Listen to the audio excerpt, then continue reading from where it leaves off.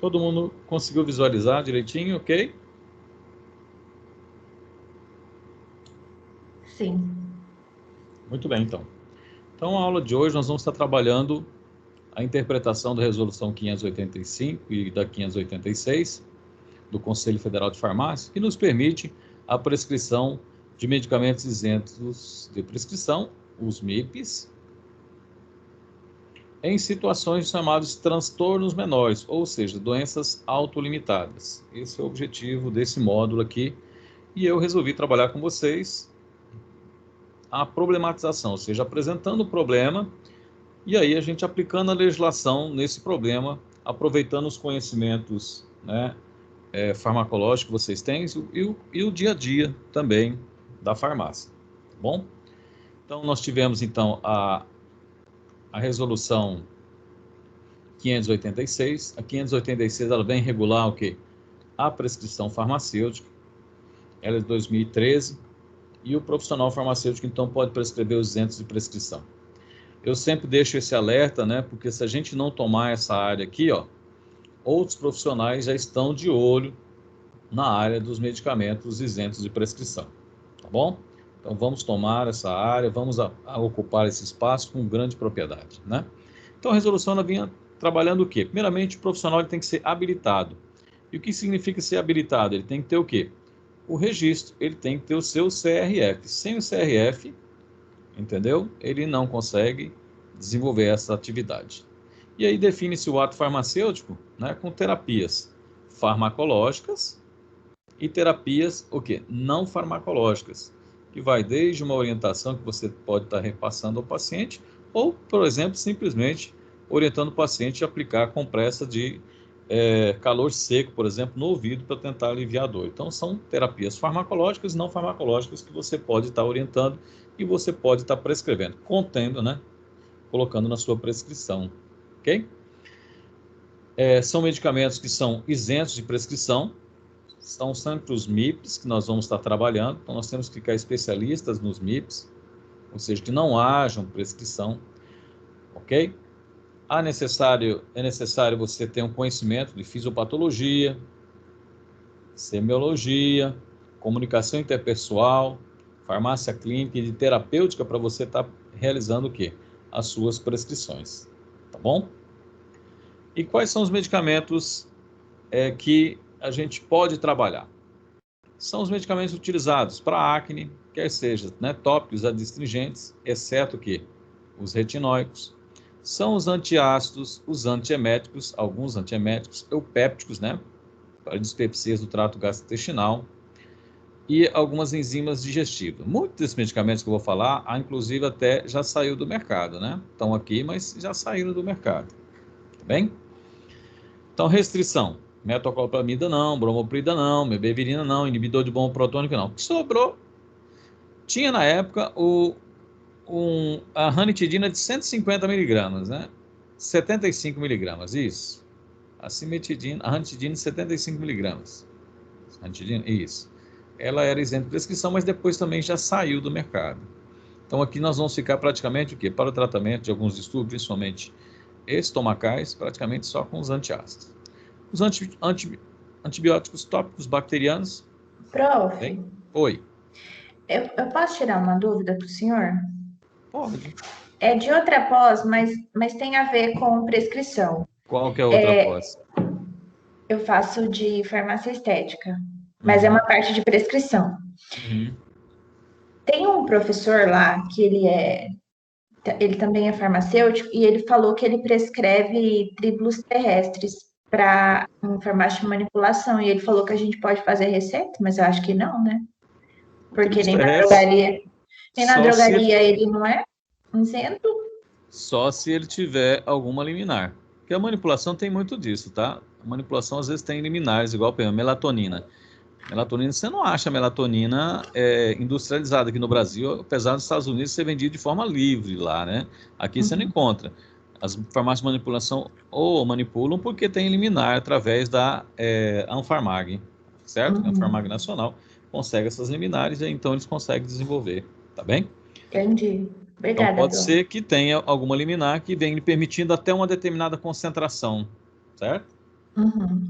E aí, então, permite, então, ele estar desenvolvendo essa atividade aí. Ok? Ok, obrigada. Tudo bem? Estão me ouvindo bem? Estão visualizando ok? Os antidiarreicos também são trabalhados, né?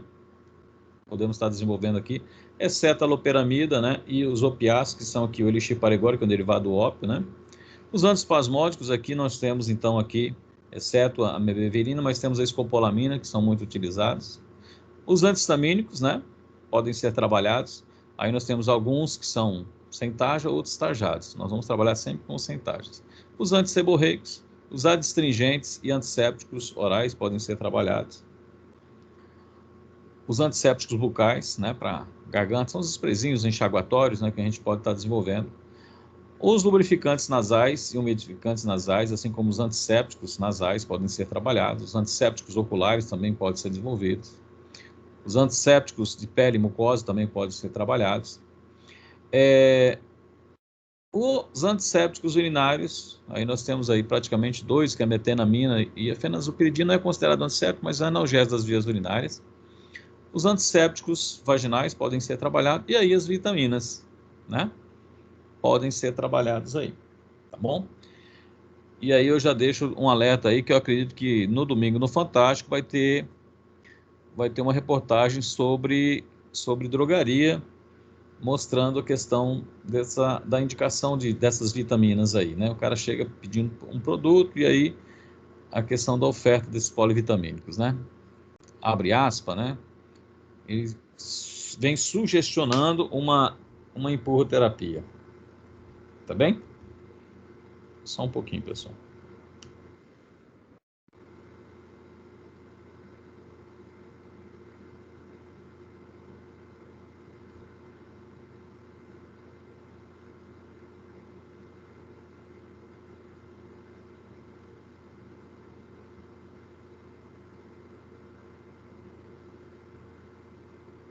Bom, já admitimos a colega. Então, os antisseborreico, como eu falei, as vitaminas são os produtos os medicamentos que a gente pode estar trabalhando. Os anti-inflamatórios, não são todos anti-inflamatórios que a gente vai estar desenvolvendo. O ibuprofeno, naproxeno, vou cortar aqui, cetoprofeno não. Alguns fármacos são utilizados como antiflebíticos, são chamados venostáticos, né? Que aí nós incluímos aqui a castanha da Índia, Daflon não, Venalote, né? Podem ser trabalhados também. Os antifiséticos e carminativos, que são os antiflatulentos. Os antifúngicos, de uso tópico, porque os sistêmicos não são permitidos. Os fármacos são antihemorroidários, que normalmente vem um anestésico, né? Vem um adstringente, tá bom? Também podem ser trabalhados. Alguns parasitários orais também podem estar desenvolvidos. Vamos colocar aqui o mebendazol. Levamisol eu não me recordo, mas eu acredito que o levamisol não. Tá bem? Sobrando apenas o mebendazol. Antiparasitários tópicos, né? Como o tiabendazol podem ser trabalhados. Os escabicidas e ectoparasitas. Então nós podemos trabalhar com os medicamentos que são utilizados para pediculose, escabiose, fungíase, né? Todos podem ser trabalhados também. Os antitabacos podem também ser desenvolvidos, são aqueles chicletinhos que têm nicotina, tá bom? São aqueles adesivos, Nikitin, né, que você pode estar utilizando, começa com 21, 14, 7, mas eles são utilizados dependendo do grau da dependência do paciente. Se ele tiver um elevado grau de dependência, ele tem que ser associado junto um antidepressivo, o BUP, né, que ele auxilia bem mais específico para diminuir aquela noia que normalmente o fumante ele apresenta. Os analgésicos e antitérmicos, né, exceto os narcóticos. Os queratolíticos também podem ser utilizados. Aí nós temos aí os sabonetes que vêm com ácido salicílico, algumas pomadas que também têm o ácido salicílico, auxiliam nesse processo. Os cicatrizantes, os coagulagogos e coleréticos, muito utilizados para vesícula preguiçosa, para má digestão, né? Que nós temos aí o heparema, figatil, né? Hepatilon, que podem ser trabalhados, são todos colagogos, né? E coleréticos, ou seja, estimula a produção de bile, né? E os coleréticos, eles estimulam a secreção, a contração da vesícula biliar, então melhora, né, o trato gastrointestinal, né? A digestão. Os descongestionantes nasais tópicos, vasoconstritores, os sistêmicos, o sistêmico vai ser restrito só a fenilefrina, pseudoefedrina não. Também não, pseudoefedrina associado também. A pseudo, por exemplo, Tilenol sinus, né? Ele tem a pseudoefedrina, então pode ser trabalhado. Os emoliantes e lubrificantes de mucosas, né? A gente pode estar desenvolvendo também, um bom trabalho com ele. Os adstringentes e lubrificantes, os expectorantes, aí no trato respiratório. Aí nós temos expectorantes, mucolíticos e mucorreguladores, né? Então a gente tem que diferenciar muito bem a ação, o que é um expectorante, o que é um mucolítico, tá bom? E o que ele chama de sedativo da tosse, eu chamo de antitussígeno. Aí ele pode ser periférico, central, central e periférico. Nós vamos trabalhar sempre mais com os periféricos, né? Os laxativos também podem ser utilizados em algumas situações, né? Os reidratantes orais, que aí contemplam lá o quadro de diarreia. Os relaxantes musculares, mas aqui eu não me lembro nenhum relaxante. Se vocês lembrarem, dizendo de prescrição, eu vou tirar eles daqui. Até mesmo o Dorflex, ele vem com tarja, se não me engano. Rubefacientes, né, podem ser utilizados e alguns tônicos, né, para estimulante de apetite, também podem ser trabalhados como a Pevitin, aí nós temos eles isentos de prescrição, tá bom? O ato da prescrição requer alguns conhecimentos, né? Conhecimento, por exemplo, da semiologia, que vocês já sabem, que é o estudo dos sinais e dos sintomas. Sintomas é o quê? Tudo que o paciente descreve para você. E sinal é tudo que você consegue o quê? Mensurar. Tá bem? Consegue ver, você consegue apalpar, você consegue percutir, você consegue auscultar, você consegue determinar através de aparelhos como temperatura, glicosímetro, pressão arterial. Então, isso aí tudo são sinais. E sintomas é aquilo que o paciente descreve para você. Tá bom? Então, o farmacêutico ele tem que conhecer a semiologia, as técnicas de você, dos sintomas, né? Você conseguir extrair a história clínica do paciente. A fisiopatologia da doença, ou seja, conhecer o fisiológico e a doença e como que a doença altera o fisiológico. Conhecer a farmacologia clínica e a terapêutica, né? O que é utilizado para aquela determinada patologia, sua mecanização e sua respectiva posologia. E aí nós vemos o quê? As boas práticas de prescrição, né? Que é o que a gente vai estar trabalhando agora. Né? E, é claro, isso aqui é de suma importância, a comunicação interpessoal e o acolhimento do farmacêutico, né? Para esse tipo de atendimento. Então, diante dessas atribuições ou desses conhecimentos, aí ele consegue, então, estabelecer o que? Uma boa prescrição, contemplado na RDC, na resolução 585. Tá bom? Agora vamos colocar aqui uma atenção, né? Medicamentos que exijam prescrição médicas, presta bem atenção, o professor falou isso. Medicamentos que exigem prescrição médica, vendido com tarja vermelha, bem na sua prescrição, eles são condicionados a protocolos, tá bom?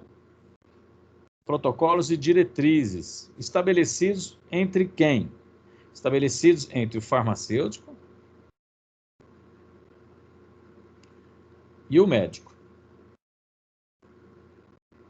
Então, estabelece um protocolo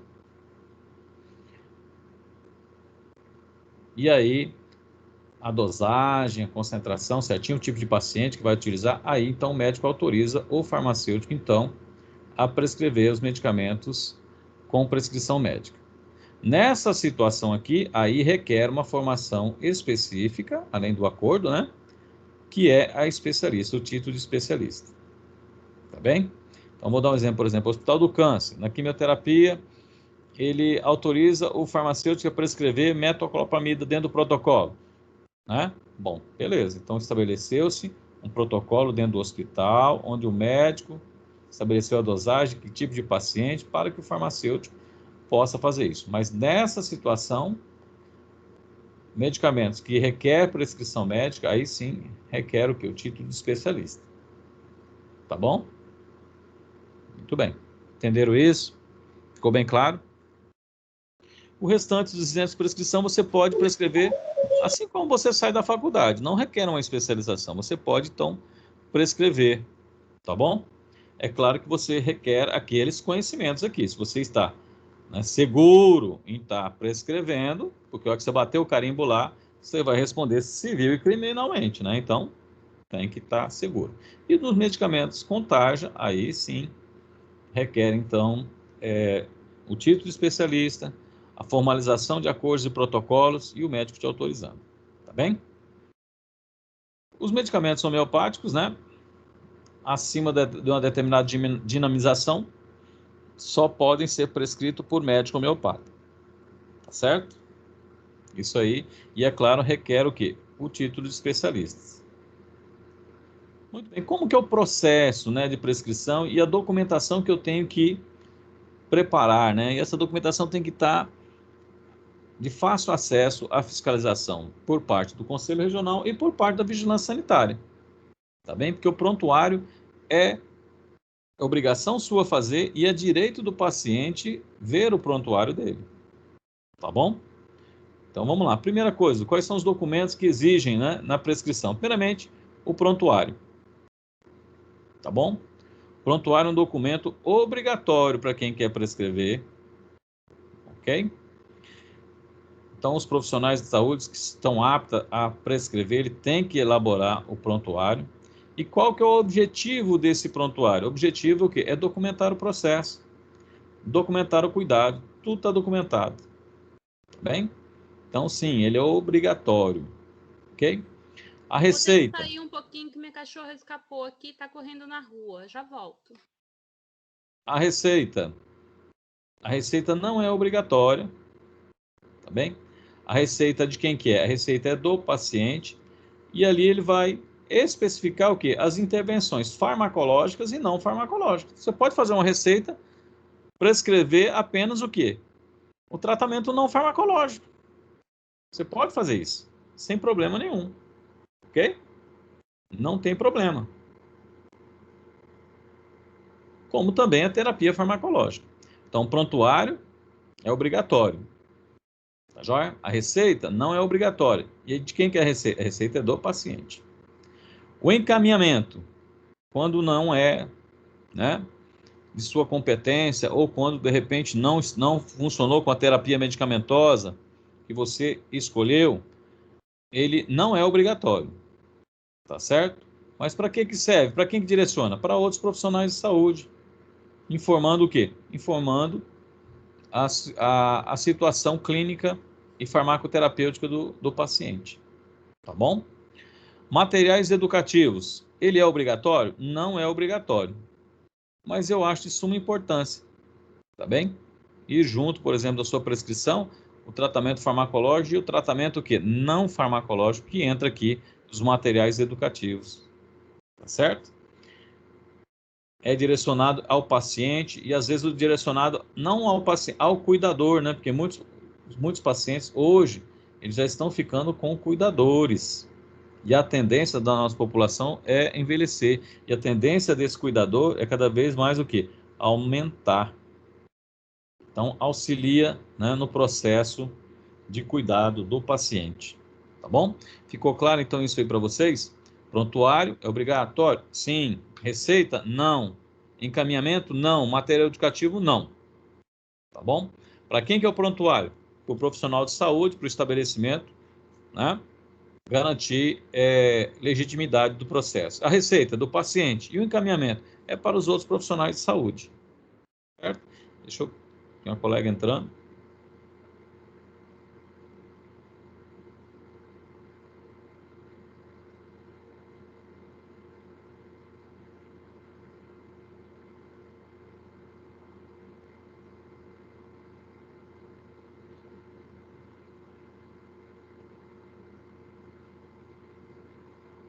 Ok? Bom, então, obrigatoriamente no documento, a documentação de cuidado, né, ou da prescrição, nós temos quem? O prontuário, né? Prontuário que é obrigatório, tá bem? Eu tenho a receita, que é do paciente, e eu tenho depois o quê? O encaminhamento, tá bem? O encaminhamento. Prontuário, receita e encaminhamento. Isso aqui é o básico, tá bem? Que você tem que ter.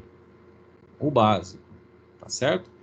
Isso aí em qualquer outra atividade. Eu vou na estética, então beleza. Então você vai ter que ter o prontuário do paciente e vai ter que fazer a evolução desse prontuário desse paciente. Tá bem? Vamos lá então.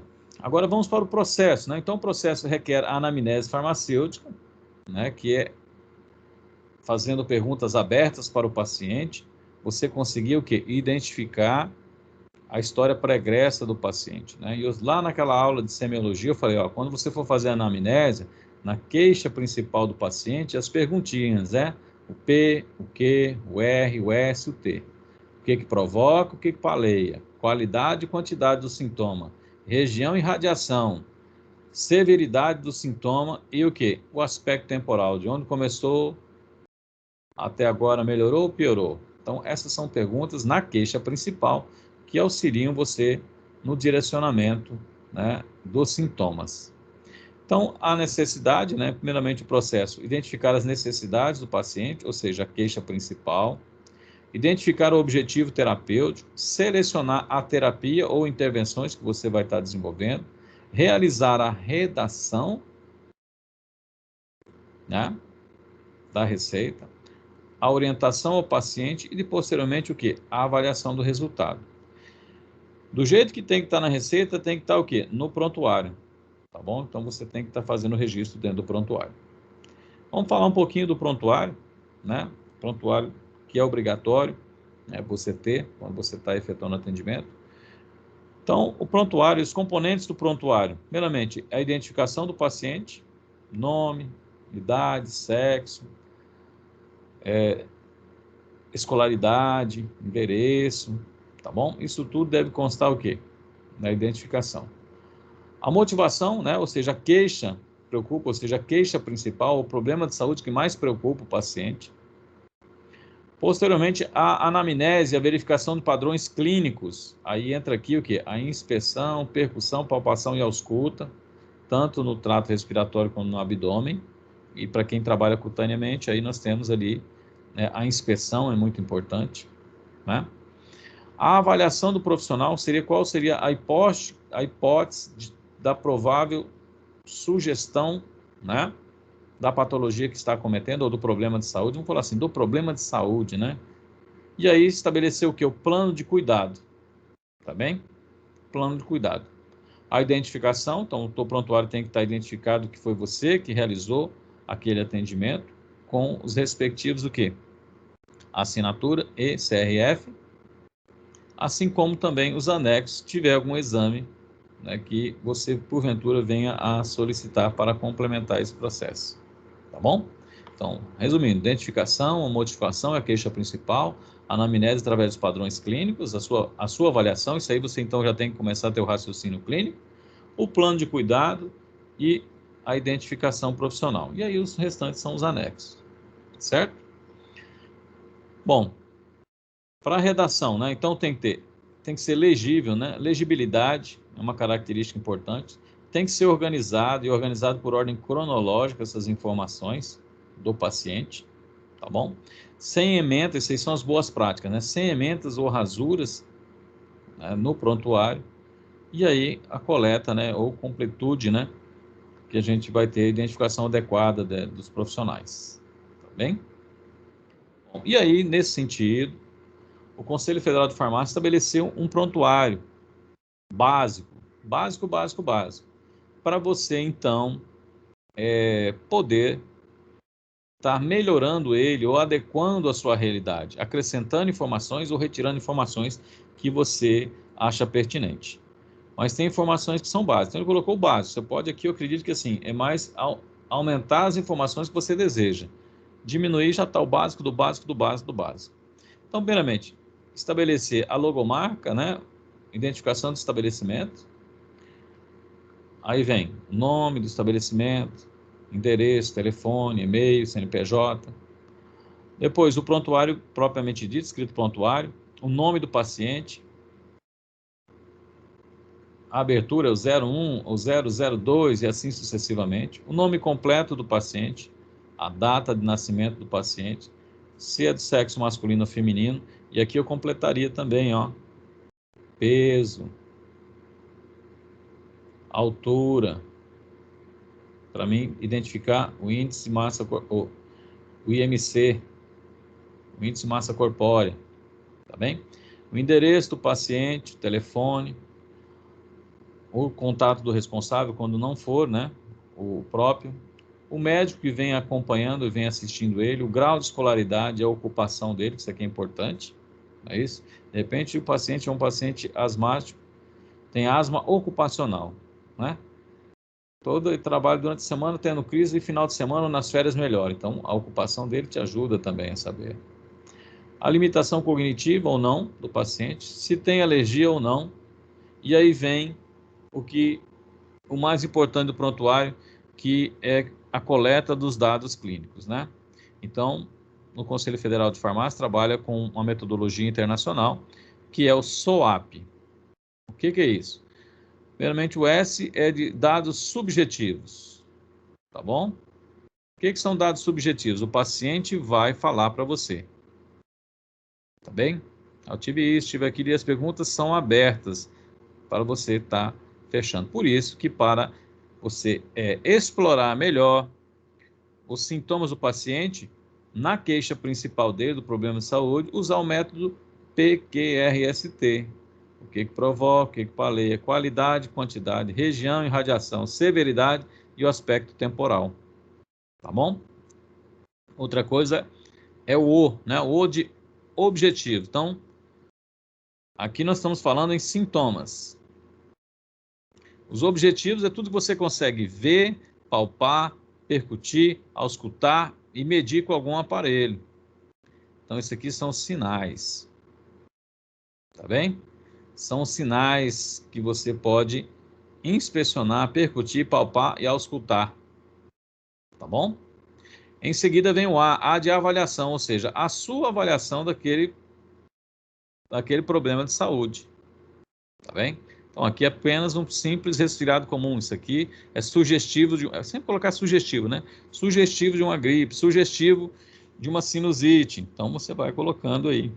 Sugestivo de uma diarreia viral. Então, você vai colocando lá, de acordo com o que você acha. E depois o plano de cuidado. Ou seja, no plano de cuidado entra a terapia farmacológica e a terapia não farmacológica.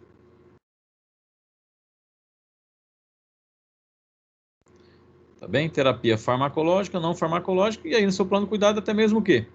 Vamos colocar aqui o encaminhamento, às vezes. Encaminhamento. Tá bem?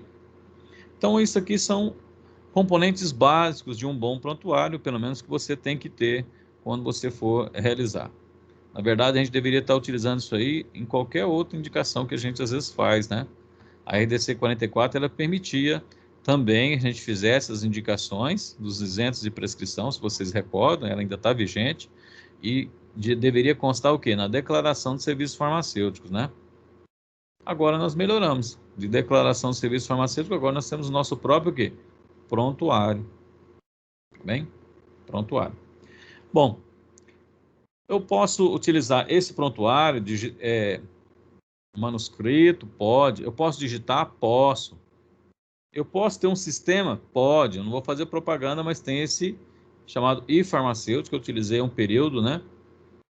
Eu usei um período ele é bonzinho, ele contempla, ele vai te ajudar nessas situações aí, onde você pode estar digitando, né? As informações do paciente. Então, você vai ganhar agilidade aí e vai ficar registrado também, né? Então, isso aí também ajuda nesse processo aí. Na época eu paguei, era R$40 por mês, tá bom? Não contemplava todos os benefícios dele lá, mas estava lá, R$40 por mês, e você contemplava o registro das suas informações dos seus pacientes, eletronicamente, tá bom? E aí você pode também testar ele grátis, pode baixar ele, usar 30 dias, né? E você vê se vai funcionar ou não. Se te atende, né? Ou não, ok? Bom, falamos então do prontuário, então agora nós vamos aonde? Vamos para a receita, tá bem? Vamos para a receita. Vamos lá então. Na receita, senhores, primeiramente, não é porque, presta bem atenção, que o médico faz garrancho, que a gente vai ter que fazer garrancho também. Pelo contrário. Aí nós vamos ter que ser de forma o quê? Legível. prescrição tem que ser por extenso ou digitado, vamos dizer assim, e legível, sem rasuras ou ementas, tá bom? Em vernáculo. Identificando o quê? Identificando o estabelecimento, o nome completo do paciente e o contato do paciente, a descrição da terapia farmacológica e a terapia não farmacológica. Vamos para a terapia farmacológica primeiro. Colocando o nome do medicamento, a formulação, concentração ou dinamização, a forma farmacêutica, via de administração. Além disso, colocar dose, a frequência de uso e a duração do tratamento. Depois, instruções adicionais, se necessário for. Tá bem? Bom, essa aqui é a terapia farmacológica. Tudo bem? A terapia farmacológica. E aí, eu acho que a gente tem que começar a diferenciar, principalmente das doenças autolimitadas, é a terapia o quê? As orientações de terapia não farmacológica, às vezes nenhum médico faz.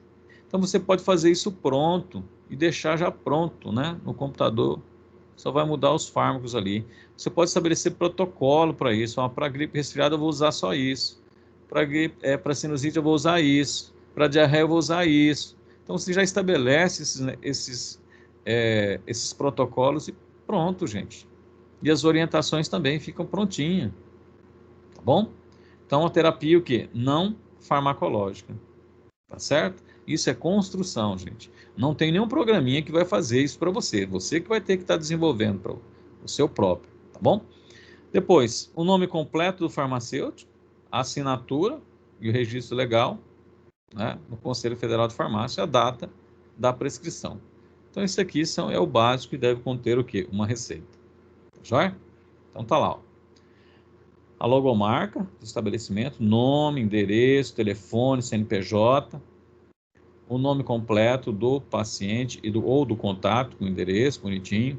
A terapia farmacológica, constando o nome do medicamento, concentração, forma farmacêutica, via de administração, frequência e duração. A terapia não farmacológica e outras intervenções ou cuidados que você achar necessário, como, por exemplo, o encaminhamento. Pode ser, né? Você fazer a prescrição e falar, ó, se não melhorar em 3 dias, aqui está o encaminhamento para você ir ao médico. Então, você vai dar a receita do paciente e o encaminhamento, tá bom? Data e local e a assinatura. Esses são dados o quê? Dados essenciais para o quê? Para uma boa receita, tá bem? Tá lá, a mesma coisa, né? Mostrando o cabeçalho, né? O nome completo do paciente, tá bem? A inscrição, né? O nome do medicamento, a formulação, dose, frequência, né? De uso, a terapia não farmacológica, o nome do farmacêutico, a assinatura, isso tudo tem que constar o quê?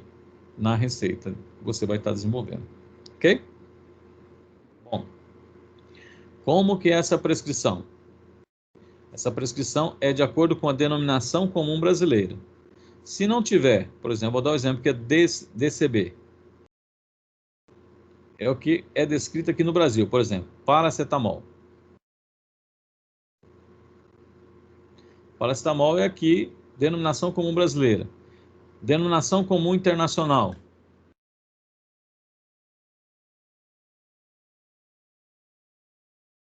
Acetaminofeno. Tá bom?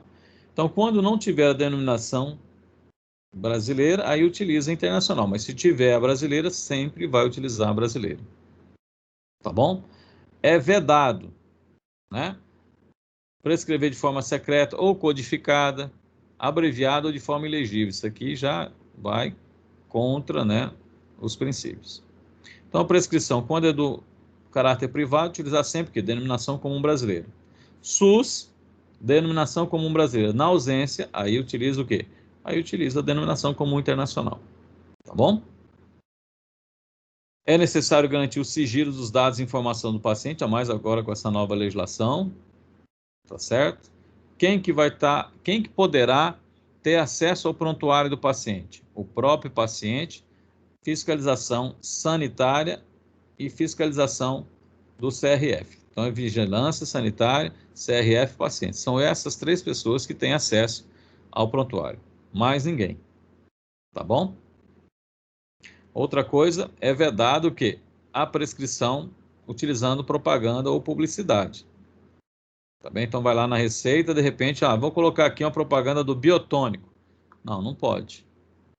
Mas o médico faz. Muito bem, o médico tem o código de ética dele, entendeu? E é CRM. No CRF não pode. Tá bem? Tá lá. O registro, né, que é o prontuário que nós já falamos, as informações básicas do prontuário. E tudo que você prescrever tem que estar aqui no seu plano de cuidado. Como está na receita, eu tenho que pegar a sua receita, que é do paciente.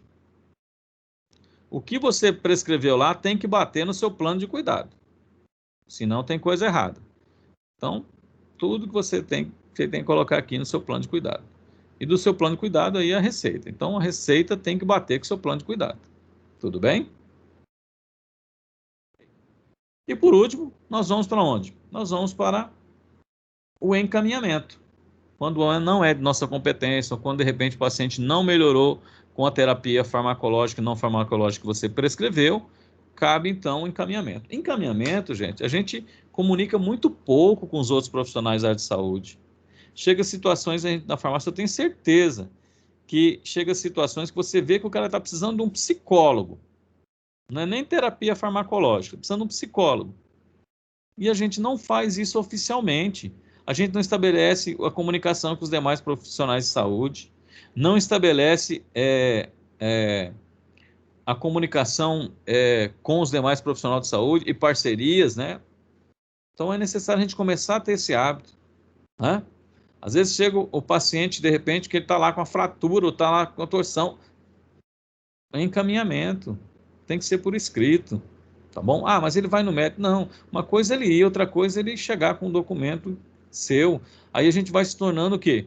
Ser conhecido como profissional da área de saúde e não apenas vendedor de medicamento. Então é através dessa forma. Eu não necessariamente preciso prescrever para o paciente, mas eu posso fazer o encaminhamento. Tá bom? Eu posso fazer o registro desse paciente, fazer a consulta desse paciente, achar que não há necessidade, não é de minha competência, que vai acontecer muitas vezes, e você fazer o quê? Um encaminhamento. Tá bem? De repente o paciente chegou com a crise de asma, como eu coloquei ali, a crise de asma do paciente. Asma, você vai ver, a maioria são medicamentos tarjados. O que você vai fazer? Você vai acolher o paciente, você vai fazer a sua anamnese do paciente, você vai verificar se ele está em crise ou não, e vai comunicar o quê? Vai fazer o encaminhamento, a comunicação aos outros profissionais de saúde através do quê? Do encaminhamento.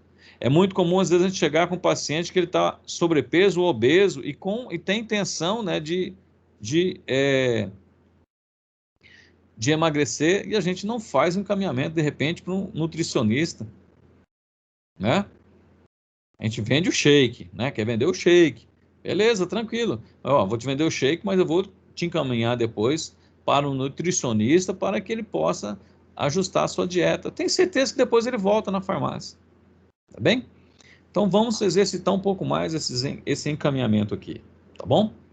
O encaminhamento para que serve, né?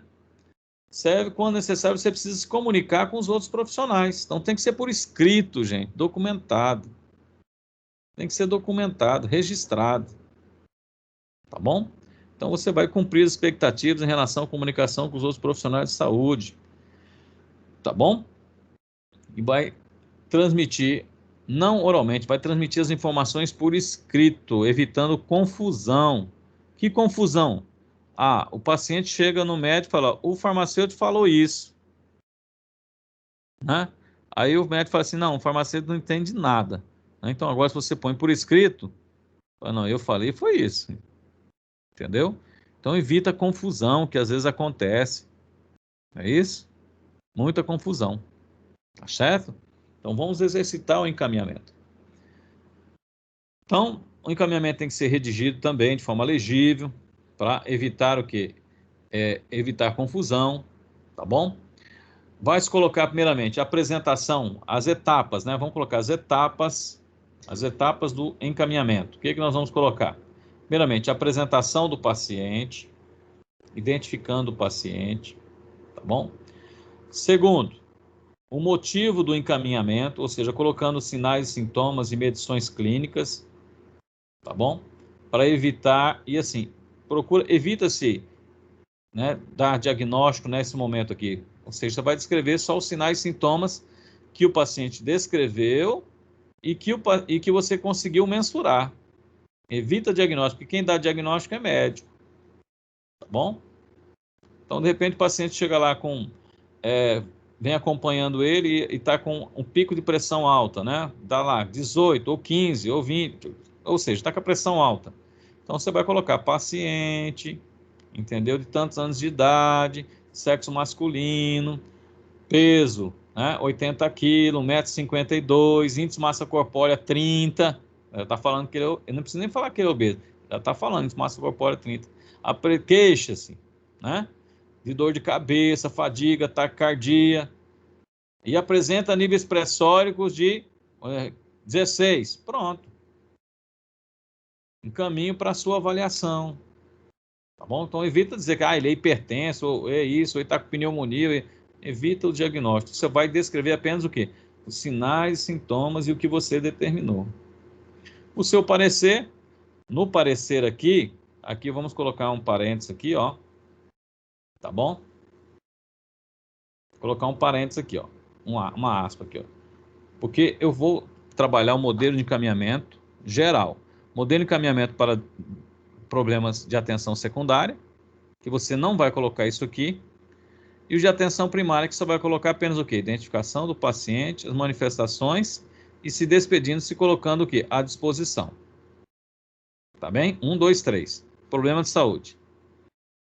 Tá certo? Agora, quando você está fazendo o acompanhamento farmacoterapêutico, aí você estabelece o seu parecer, né? Aí você pede lá, verifica, ó, o paciente apresenta, né? Paciente tantos anos de idade, índice de massa corpórea tanto, peso tanto, queixa-se do quê?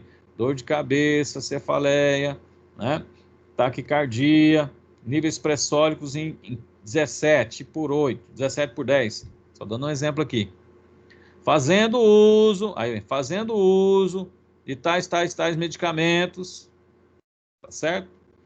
Porém, não teve adesão ao antipertensivo. Pronto. Para ele avaliar a farmacoterapia. Então, isso aqui é quando você está fazendo o acompanhamento. Agora, quando você pega o paciente com uma determinada patologia, é simples, a apresentação do paciente, o motivo e as manifestações clínicas do paciente, o que você determinou, e aí, depois, a despedida, tá bom? Agora, para o acompanhamento. Aí, a apresentação do paciente, o motivo e as manifestações clínicas, a farmacoterapia dele, você pode estar colocando, e aí você põe o seu parecer. Sugestivo de uma possível interação, né? Avalia a interação entre fulano e fulano. Então, você vai colocando nesse sentido. E aí, a despedida. Tá bem? Então, esse é o modelo básico de um encaminhamento. Vamos ver? Então, vamos lá, ó. Primeiramente, o cabeçalho, né? Colocando o nome da empresa, esta farmácia, bonitinho, data, você como farmacêutico do serviço de saúde, para o profissional médico, tá bem? Paciente fulano de tal, ele ingressou aqui na farmácia, observou-se isso de problema, recomendamos, né?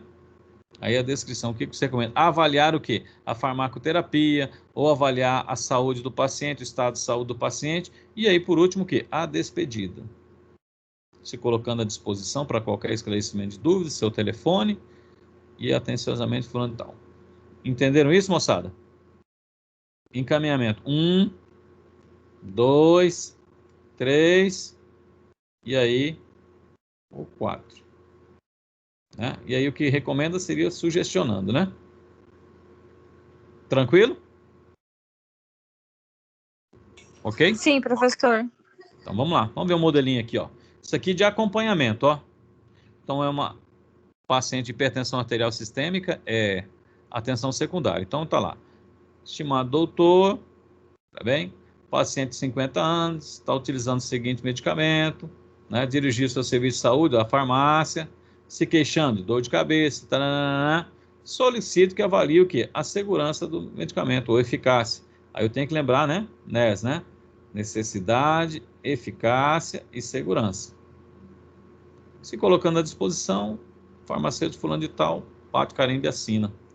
Tá bem? Vamos mostrar outro exemplo aqui. Estimado doutor, como é do seu conhecimento, paciente fulano de tal, tal, tal, tal. Nem precisa falar que ele é gordinho, tá aqui, ó.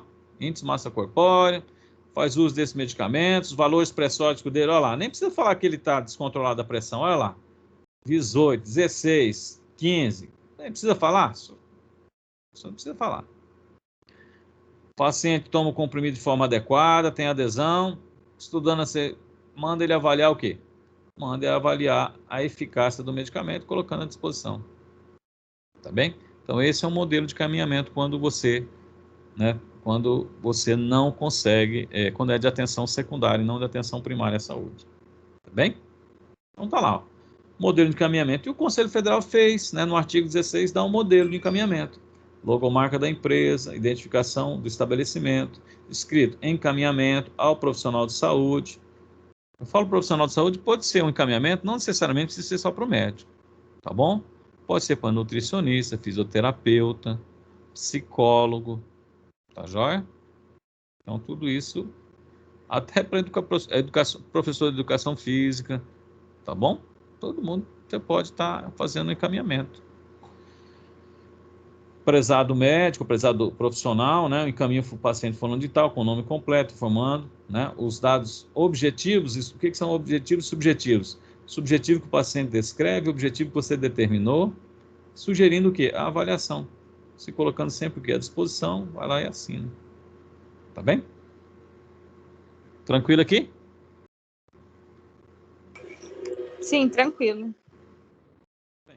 Então, vamos ver de geral. Então, o que a gente tem que verificar de forma geral, né?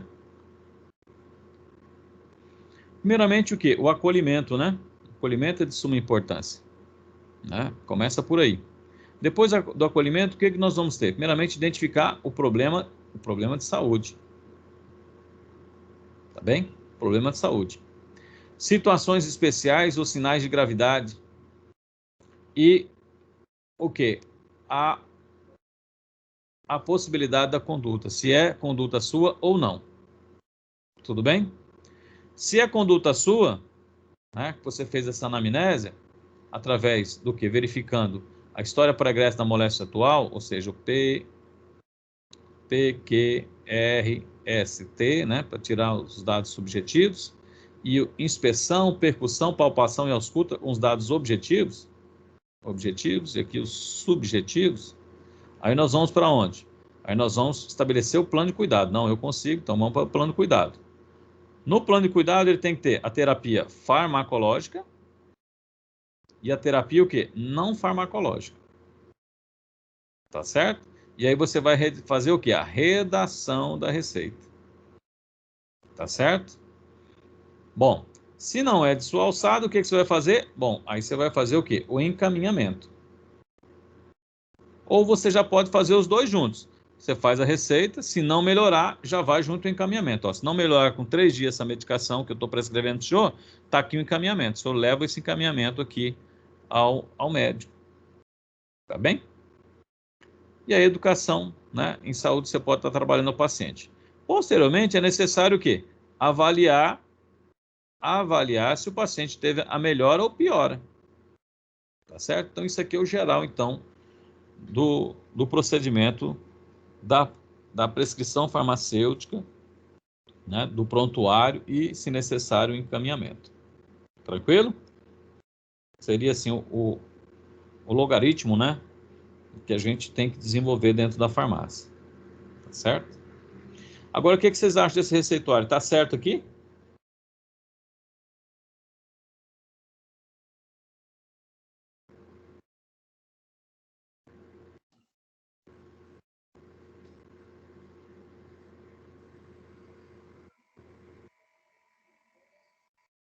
E aí, moçada? A prednisolona, o farmacêutico não deveria prescrever, né? Isso. Né? Ibuprofeno. Ibuprofeno, sim. Sim. Ok. Ibuprofeno, ok. Paracetamol, ok. Uhum. Terapia não farmacológica, ok. E aqui, exercício legal da medicina. Ele botou no papel e carimbou. Ok? Deixa Esse eu te aqui, perguntar, a não. ondacetrona, ela entra nos MIPs ou não? Eu não Não, lembro. Não ondazetrona não. Não. Tá. Na verdade, se você for analisar, a gente não tem nenhum antiemético sem tarja. Que eu me lembre, não. Tá bem? Tá. Então tá lá, ó. Como ele não pode prescrever, isso aqui tá errada. Tá? Essa receita está errada desse farmacêutico. Então a gente tem que tomar cuidado com relação a isso aí. Tá bom? É igual, por exemplo, a solicitação. Nós vamos, ó, presta atenção, igual a solicitação de exames. Os exames podem ser solicitados para aquele paciente que você está fazendo o acompanhamento farmacoterapêutico. Então aí você tem que estudar as diretrizes brasileiras de hipertensão, tirar as diretrizes, né, da asma, diretrizes dos pacientes diabéticos, da diabetes, porque lá estabelece os principais exames que você vai fazer. Então você vai solicitar o exame, por exemplo, sódio, potássio, né, creatinina do paciente, o EAS, ou seja, são exames também. Não vai pedir, por exemplo, Doppler da carótida, um ecocardiograma, que isso aí não é atribuição nossa. Então, para os pacientes que estão fazendo um acompanhamento farmacoterapêutico, você pode solicitar. Essas patologias que a gente tem aqui são patologias autolimitadas que a gente vai lidar. Tá bem? Então, autolimitada não há necessidade de você pedir exame. Tá certo? Então, no acompanhamento farmacoterapêutico, você pode pedir os exames para avaliar, por exemplo, a função renal, a função hepática, principalmente quando o paciente faz uso de medicamento contínuo. Tá bem? As enzimas hepáticas, né? Ureia, creatinina, né, da função renal, que você avalia a função renal, tá bem? Sódio, potássio, você pode estar solicitando. Então, são exames mais para o acompanhamento farmacoterapêutico. Não pode pedir exame de imagem, tá bem? Isso aí não é acompanhamento.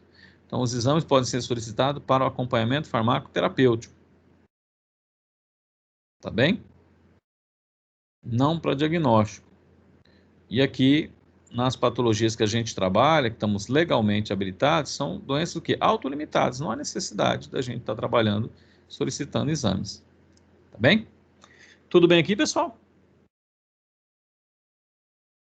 Sim.